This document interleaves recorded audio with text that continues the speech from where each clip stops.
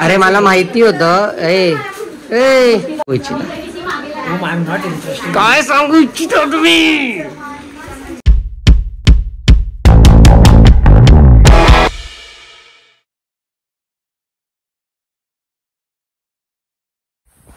ही आहे गुजरात ब्लॉगची सुरुवात आणि सुरुवातीपासूनच अत्यंत टिपिकल गुजरातची फिलिंग आणि वाईब यायला लागली आहे. एक अख्खा बॅग भरून फक्त नाश्ता आहे, फक्त नाश्ता. आम्ही 2 दिवस लागणार जायला यायला तिथे 2 दिवस. मग त्याच्यामध्ये चिवडा चिकी लाडू, चीज बॉल, वेफर्स. कधी कधी ट्रिपला शेवटी निघावं घरातून सगळे बाहेर पडल्यानंतर त्याचा एक फायदा असतो, तुम्हाला बॅगा उचलाव्या लागत नाही. तुम्ही एकदम फ्रीली हँड फ्री निघू शकता. इथं माझी स्वतःची हे याच्यात सगळं माझं यूट्यूबचं सामान आहे म्हणून ही मी घेतली आहे. नाही तर कदाचित ही जर मी ठेवली असते आणि मी थोडा उशिरा निघालो असतो तोपर्यंत ही बॅग खाली पोचली असती. पण हा एक फायदा असतो ट्रिपमध्ये शेवटी निघाल्याचा.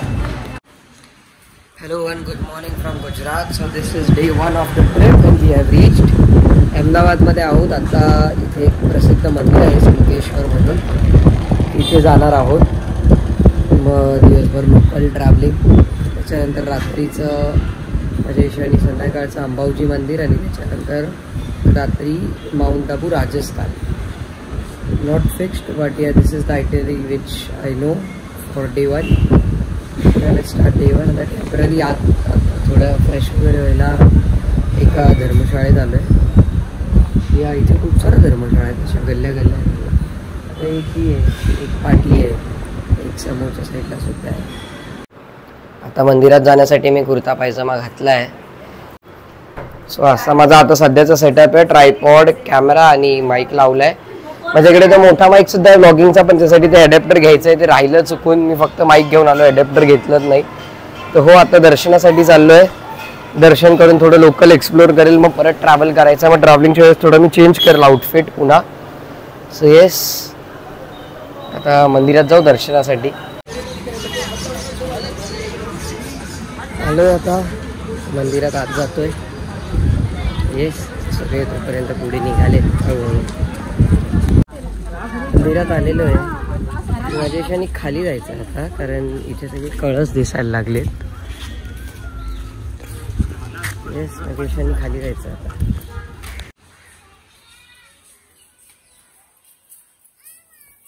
इथून आत जायचं आहे. मी आत जातो.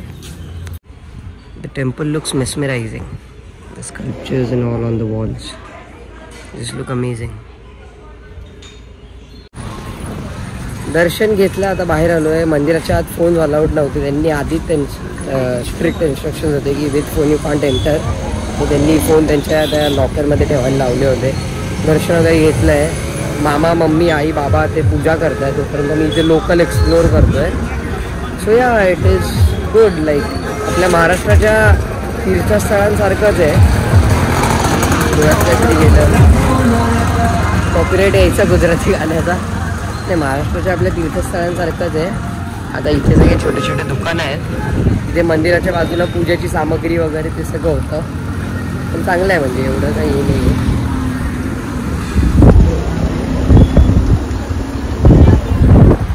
येस, आता मी जर एक्सप्लोर करतो तोपर्यंत तेही पूजा करून येतील आणि त्यानंतर जेवणाचं काहीतरी करू. हो, इथे अजून एक गोष्ट की इथे पूजा करायच्या आधी म्हणजे ते कसं असतं, आंघोळीनंतर ते पूजा करेपर्यंत तुम्ही खाऊ नाही शकत, काहीच म्हणजे दूध पाणी काही पिऊ नाही शकत. पायात लेदर म्हणजे बॉडीवर लेदर घालू नाही शकत. So these are few rules and regulations which you should follow if you are coming here to visit the temple. या एक्सप्लोर करता करता इथे मार्केट एरियाकडे आलेलो आणि तेवढ्या तिथे एक अजून एक मंदिरसारखं काहीतरी दिसत आहे. तर आता चाललो आहे. Yes, let's see. आम्ही तिकडून पाठवून आलो आहे. इथे आता हे मंदिर आहे. येस, खूप सुंदर आहे तसं. आणि इकडच्या मंदिरांना जास्त लाईन नाही, काही नाही. हे एक बरं आहे. खूप सुंदर मंदिर आहे. पण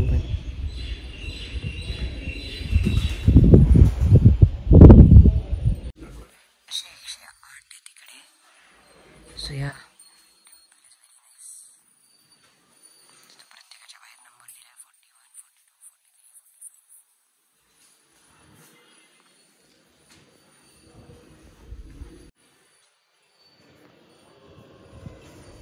मी विचारलं की जे होतं ते मेन मंदिर होतं आणि मग असे प्रत्येक ट्रस्टनी त्यांचे मंदिरं बांधले आहेत अशी माहिती मिळाली आहे. आता अजून करतो आहे एक्सप्लोर आजूबाजूला.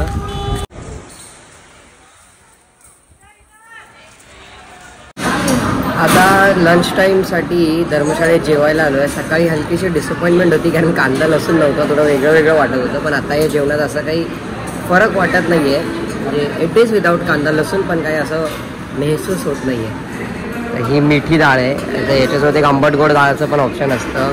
ही गट्ट्याची भाजी आहे. इन शॉर्ट हे बेसन आहे, म्हणजे पिठलं आहे. So it looks like paneer but it is besan. त्याच्यानंतर हा चुरमा म्हणजे इन शॉर्ट लापशी टाईप. हा खमण ढोकळा, चपाती आणि इथे हे वाटाण्याची सब्जी म्हणजे भाजी, ती पण सुंदर होती. हे झाल्यावर भात. तेच मला वाटलं नव्हतं की जेवण एवढं सुंदर असेल. मला वाटलं तर कांदा लसूण नाही तर कदाचित मला आवडणार नाही, पण हो जेवण सुंदर आहे. आता धर्मशाळेतले रूम सरेंडर केले आणि बाहेर पडलो आहे. आता वेळेच्या अभावी काय निर्णय होता त्या माहिती नाही, कारण mostly will skip Ambaji mandir and we'll go for Mount Abu directly like. कारण त्याचा प्रॉब्लेम काय आहे, असं म्हणतात की संध्याकाळनंतर तर माउंट आबूचा डोंगर कोणी चढत नाही. तिकडचे आदिवासी लोक गाडी बिडी फोडतात असं माहिती आली आहे. I am not sure about it, पण असं म्हटलं जातं. म्हणून आपल्याला संध्याकाळच्या आत वर पोचायचं. मग आता कदाचित आपण अंबाजीचं दर्शन स्किप करणार आहोत. लेट्स सी, जो काही निर्णय होतो तुम्हाला कळेलच.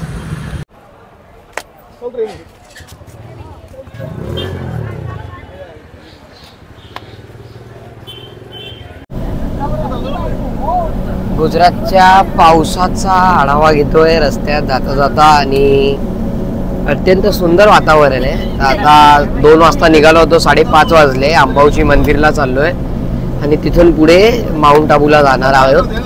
तर मोस्टली 6:30 पर्यंत आमचं मंदिरात जाणं दर्शन वगैरे करून आम्ही बाहेर आलो पाहिजे आणि वर गेलो पाहिजे. आता बघू. तसं तर खूप बरं वाटतंय, रिलॅक्सिंग आहे आणि खूप थंड सुद्धा आहे कारण बाहेर पाऊस आहे. तर येस, आता दर्शन झालंय. सॉरी, इकडच्या मंदिरांमध्ये फोन नेता येत नाही म्हणून मी काहीच करू नाही शकत. आता आम्ही गुजरात राजस्थानच्या बॉर्डरवर होतो आणि हे अशी चेकिंग करतात. आबू रोड स्टेशन क्रॉस करून आता माउंट आबूला चाललो आहे. पण हो, आता 9 वाजत आलेत. तर आत्ता म्हणजे साधारणपणे मी विचारलं तर सेफ आहे आत्ता ट्रॅव्हल करणं. नाही तर आधी असं व्हायचं की गाडी थांबवून चोरी असेल किंवा लूटमाट असेल, आधी व्हायचं. आत्ता ते होत नाही, तर ती एक चांगली गोष्ट आहे. आता 15-20 मिनटात आम्ही राजस्थान म्हणजे माउंट आबूला पोहोचलो पाहिजे. अंबाजीचं दर्शनही खूप सुंदर झालं. पण आत्ता रस्त्याने मी बघतोय एवढा फॉग आहे, तुम्ही बघू शकता, काहीच दिसत नाही. म्हणजे हार्डली दिसतंय. खूप डेंजर फॉग आहे. आजूबाजूला पुढे पाठी सगळीकडे गाड्या आहेत, पण पुढं दिसत नाहीये. पण हो, चलो आता वर पोचून भेटू. माउंट आबूच्या टोल नाक्यावर आलोय.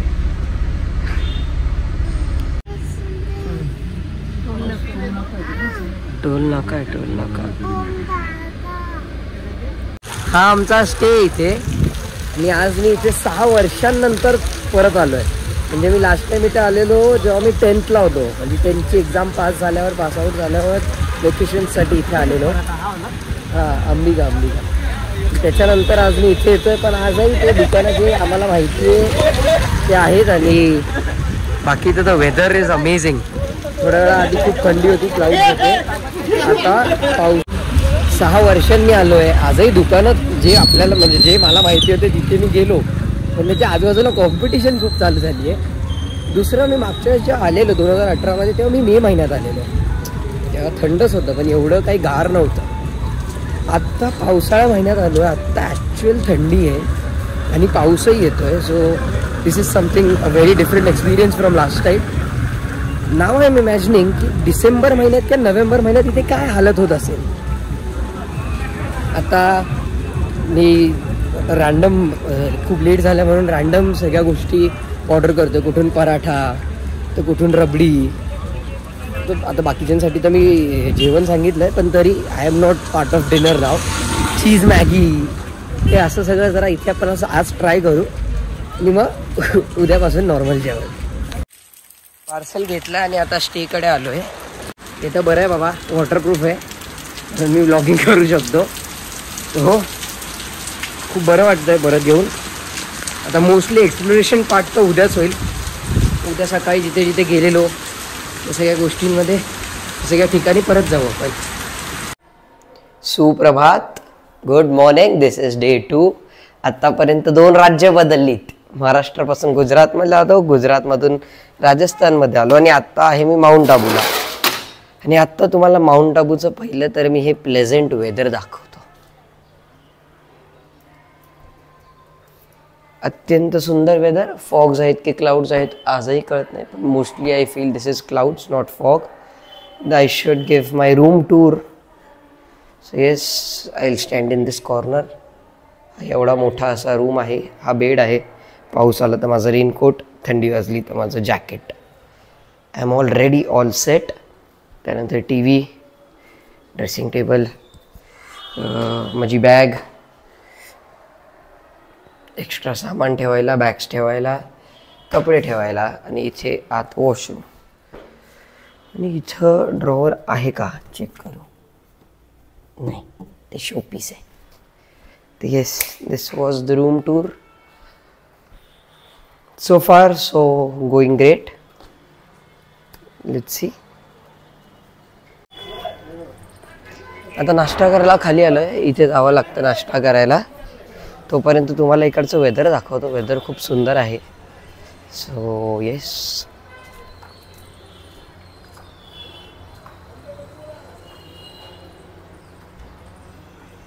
इथे फर्स्ट फ्लोर आणि सेकंड फ्लोरला, फर्स्ट फ्लोरला नाही, सेकंड फ्लोरला एक बाल्कनी आहे, तिथे जायचं आहे मला. नाश्ता वगैरे करून जाईल मी खाली. आणि बाकी तर एकदम मस्त थंडगार वातावरण आहे.